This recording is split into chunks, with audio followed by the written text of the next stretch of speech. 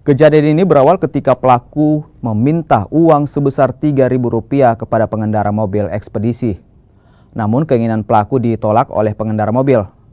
Pelaku kemudian mengaku sebagai preman di wilayah tersebut dan mengancam akan membakar mobil korban. Tanpa diduga oleh pelaku, api cepat membesar dan membakar 3 unit mobil. Kini pelaku telah ditangkap 1 hari setelah kejadian. Sementara itu, korban mengalami kerugian mencapai ratusan juta rupiah. Truk tersebut, tapi yang dibakar yaitu talinya aja, supaya sebagai tanda bahwasanya dia itu memang preman di situ.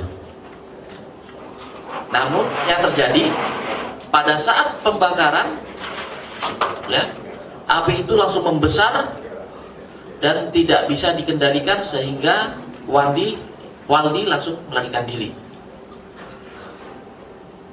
Kerugian yang ditanggung oleh